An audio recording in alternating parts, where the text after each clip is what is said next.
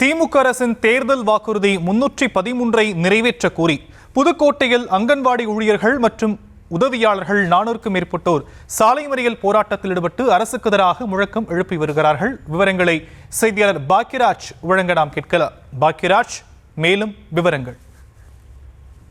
புதுக்கோட்டையில் வந்து அங்கன்வாடி ஊழியர்கள் மற்றும் உதவியாளர்கள் திமுக அரசின் தேர்தல் வாக்குறுதி 311 நிறைவேற்ற கோரி 400க்கும் மேற்பட்டோர் சாலை மறியலில் ஈடுபட்டனர். அவர்களை வந்து போலீசார் கைது செய்துள்ளனர்.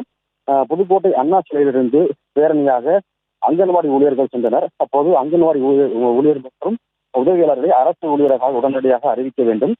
பணி ஓய்வு பெறும் போது ஊழியர்களுக்கு பணிக்குறையாக 10 லட்சம் வழங்க வேண்டும். குடும்ப ஓய்வூதியமாக 9,000 ரூபாய் வழங்க வேண்டும். குழந்தைகளின் பாதுகாப்பையும் முன்பருவ கல்வியின் முக்கியத்துவத்தையும் கருத்தில் கொண்டு உடனடியாக காலி பணியிடங்களை நிரப்ப வேண்டும் போன்ற 9 அம்ச கோரிக்கையை வலியுறுத்தி பழைய பேருந்து நிலையம் வழியாக பேரணியாக சென்றனர். அப்போது பழைய அரசு மருத்துவமனை வளாக 4 மணி சந்திப்பில் அங்கன்வாடி ஊழியர்கள் அமர்ந்து சாலை மறியலில் ஈடுபட்டனர்.